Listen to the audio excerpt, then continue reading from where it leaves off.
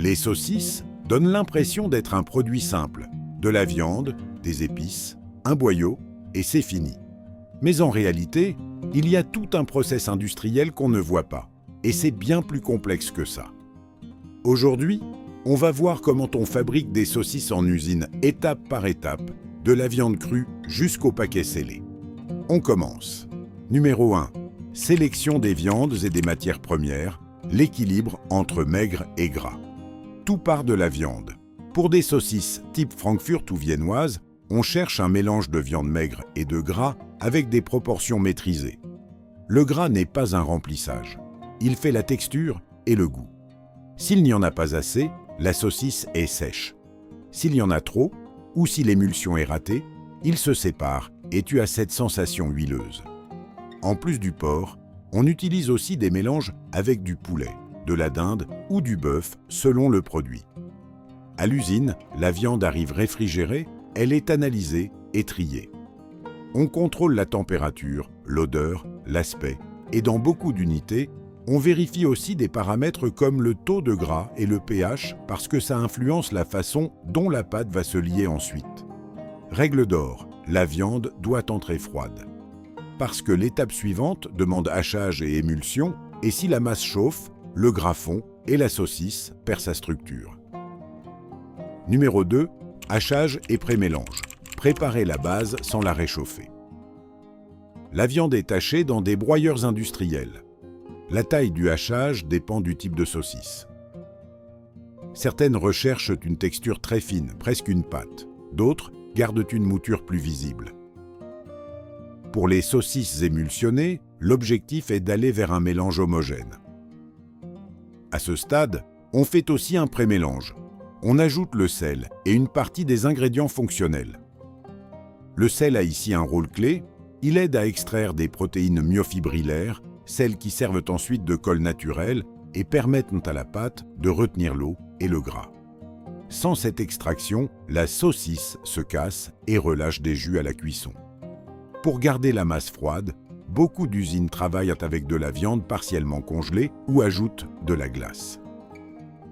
Ce n'est pas un caprice. La glace apporte une eau contrôlée et empêche la température de monter pendant le travail mécanique. Numéro 3. Émulsion et mélange fin, construire la texture. Pour des saucisses type Frankfurt, c'est ici que se joue le cœur du process, créer une émulsion stable. La pâte passe dans des cutters ou des mélangeurs à grande vitesse qui hachent plus fin tout en mélangeant.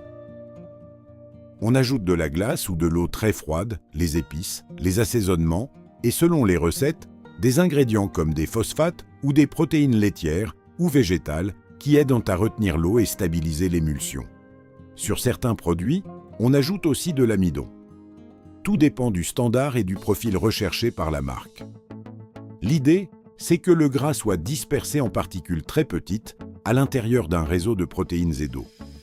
C'est ça qui donne une mâche régulière et qui évite que le gras se sépare à la chauffe en faisant des poches ou en laissant une saucisse sèche.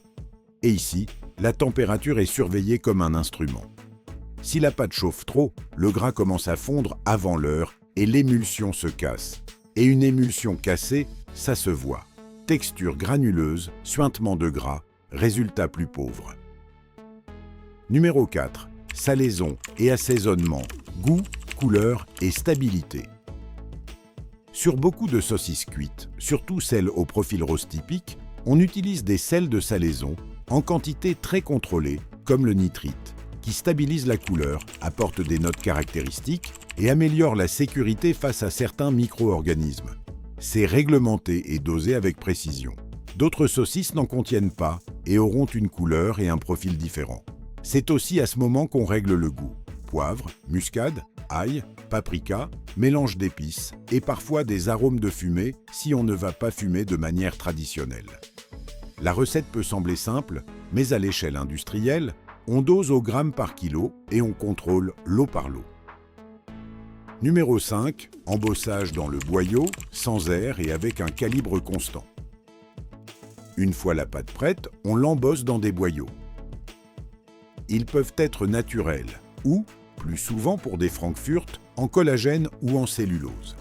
Le boyau définit le diamètre, la mâche et la régularité. Dans les usines modernes, l'embossage se fait sous vide ou avec des systèmes qui minimisent l'air. L'air est un ennemi.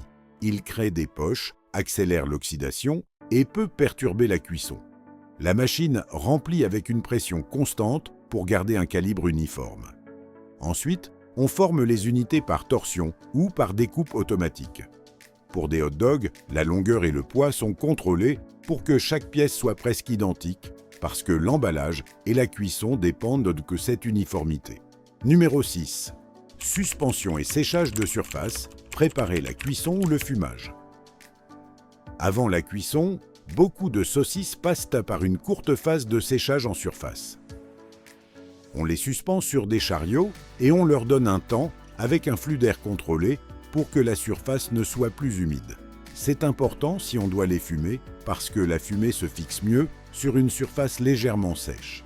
Ça améliore aussi l'aspect final et limite certains défauts sur la peau. À ce stade, on repère aussi les pièces problématiques, boyaux fendus, formes irrégulières, défauts qui doivent être écartés avant l'entrée en four. Numéro 7. Cuisson et fumage, l'étape qui fixe le snap et la sécurité. On passe ensuite au traitement thermique.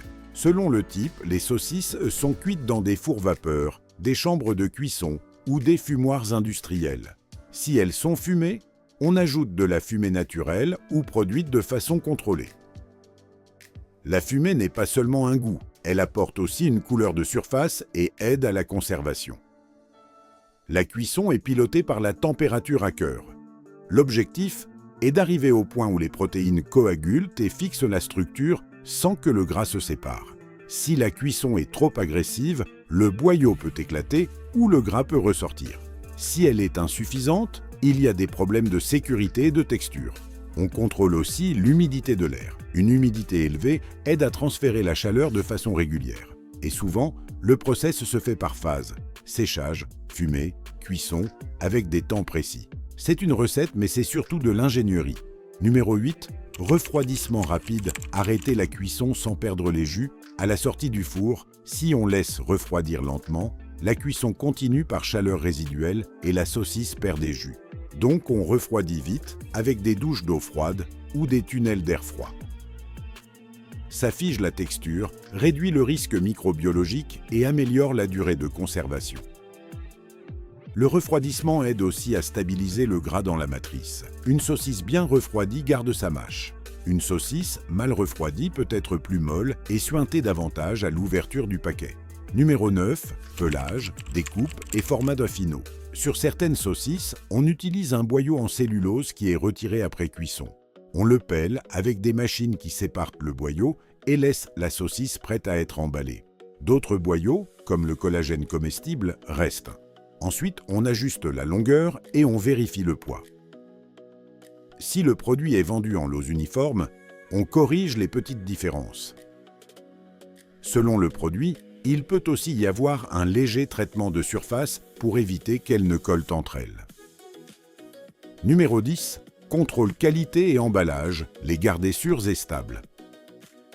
Avant l'emballage, on fait des contrôles. Aspect, couleur, texture, absence de poche d'air et paramètres de sécurité. Dans les grandes usines, on utilise des détecteurs de métaux et des contrôles de poids par paquet. On vérifie aussi la durée de conservation avec des analyses microbiologiques par l'eau. L'emballage se fait souvent sous vide ou en atmosphère modifiée pour réduire l'oxygène et ralentir le vieillissement. Puis on étiquette avec le lot et les dates et on maintient la chaîne du froid pendant la distribution. Pour des saucisses cuites, le produit est prêt à être consommé, mais il reste réfrigéré pour garder sécurité et qualité. Au final, une saucisse industrielle, c'est un mélange de recettes et de contrôle. Viande froide, extraction de protéines, émulsion stable, embossage sans air, cuisson maîtrisée et refroidissement rapide. Tout ça pour que quand tu la réchauffes bonne chez toi, tu retrouves le même goût, la même mâche et la même jutosité. Si la vidéo t'a plu, abonne-toi, mets un like, active la cloche et dis-moi en commentaire quel type de saucisse tu veux voir décortiquer la prochaine fois, la Frankfurt classique, la fumée ou une version plus régionale comme le chorizo ou la bratwurst.